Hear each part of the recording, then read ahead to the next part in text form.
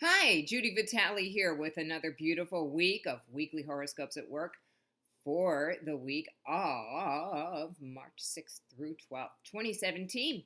And it really is going to be a beautiful week. We have a little bit of news. My favorite is daylight savings time starts this week, which means we're a little bit closer to spring. We also will have the planet Mars move into Taurus. Now, this is good news and bad news. It's great for finishing projects. We really get that. Let me get down to the nuts and bolts of this and finish it bit by bit. And it's a very determined kind of energy. The negative part of it is that people tend to be very fixed in their way. Another word that you may use for it is stubborn. They don't want to change their position because they just want to be right. So it's always a good thing to keep that question tucked in your back pocket of, would you rather be happy or right?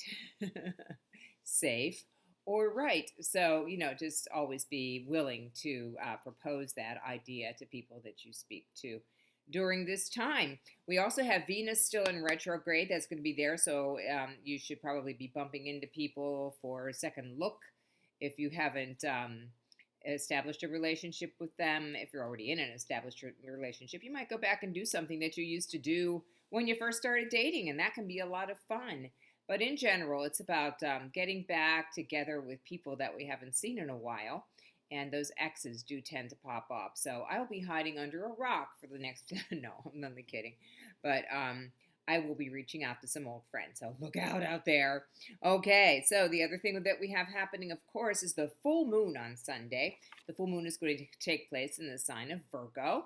It is the culmination of the eclipse that we had a few weeks ago. So those of you who have 22 degrees of Virgo, for sure, you're going to feel it. That's somebody who's born around September 11th, September 12th. And then those of us who have any other kind of planetary credentials in the signs of Gemini and also Sagittarius and Pisces, of course. So this is a full moon. It's a culmination. And you'll see what that eclipse really meant in your life. You'll understand it on some level or another when you're done with this, okay? Now, moving on to this day-by-day stuff, Monday is pretty good. Starts off, void of course moon only between 3:22 a.m. and 7:54 a.m. on Monday Eastern time. So if you're not doing anything until you get into work hours, you're going to be okay. Those of you on the West Coast, however, are going to have to wait until closer to noon to do your business. The sun will be in a conjunction with Mercury tomorrow evening, Monday evening, at 7:29 p.m. This means that people will be very focused on that Pisces energy, expressing themselves and also thinking like Pisces people, being compassionate, caring, and also very creative and imaginative, like filled with imagination. And imaginative is the word that I'm grasping for. Tuesday, moon in Cancer again. Remember that the moon in Cancer gives us the desire to be nurtured and to nurture others and to nurture ourselves as well. Tuesday is a really active day. The moon's going to be exceptionally busy making connections with Neptune, which is good again for creativity and imagination. The sun, which is good for energy, and Mercury. And then it's going to be opposite Pluto also during the day on Tuesday. And it'll square Jupiter and square Uranus. So it's really going to wake us up to what's going on in the sky in general during this time period. So pay attention. On Wednesday, we have the moon going void, of course, at 9:59 a.m. Eastern time and going into the sign of Leo at 11:45 a.m. Eastern. And the moon in Leo will give everybody a lot of energy, a lot of leadership ability, and also people need a lot of attention when the moon is in Leo. Don't forget to tell the people that you care about how much you do love them. It's just a good thing to do when the moon is in Leo. And of course, you're going to want a little bit of stroking here and there too. Mercury will be in a sextile with Jupiter. It's excellent for getting some ideas and putting them into concrete form, whether that's paper or video or audio or whatever medium you work in. That's the way to do it. Thursday, moon in Leo again, excellent for work. And then Mars will move into Taurus on Thursday at 7:34 p.m. Eastern time. This is going to be, again, that energy of getting things done, really great for that, but also people being very, stuck in their position, set in their ways, so to speak. On Friday, we have the Leo moon going void, of course, at 12:05 p.m. and entering the organizing sign of Virgo at 5:07 p.m. So don't try to organize too much on Friday afternoon. If you remember, the void, of course, moon period means avoid making major purchases, avoid having major meetings, and instead finish things up and then get started when the moon resumes its normal operation in the next sign. And this time with the moon in Virgo.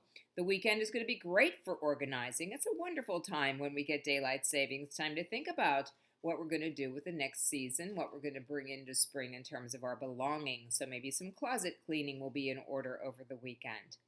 On Saturday, the moon in Virgo will make an opposition to the planet Neptune, and this will bring in a dreamy, spiritual kind of mood that you won't want to miss. And it's very romantic, so if you have a date for Saturday night, this is a really good night to be with somebody special. Also, that is our spring forward night, so you get one less hour of sleep, but what the heck? The price to pay is that we get one more step closer to spring. And then on Sunday, we have the moon continuing in Virgo all the way until 10:36 p.m. And that full moon takes place at 10:54 a.m. So if you want to do something special, such as lighting a candle and saying, I accept the fruition of the moon that brought the eclipse a few weeks ago and the changes, and I incorporate them willingly and lovingly into my life, be a good idea. Hint, hint. So that's happening on Sunday. And also we have Mercury in a square to Saturn on Sunday, meaning that it's one of those days when we think, that'd be a good idea. And then part of us goes, no, it wouldn't. Yes, it would. Oh, no, it wouldn't. So it's back and forth, back and forth. I guess it's really probably a good day to rest and enjoy that extra hour of daylight. I'll be enjoying it, that's for sure. On Saturday this week, I'll be at Journeys of Life from 1 o'clock to 5 o'clock. The rest of the time, I'll be right here in Pittsburgh. If you need to contact me for transpersonal coaching or clinical hypnotherapy or astrology, of course, all you have to do is email me at Judy, Judi, at readthestars.com.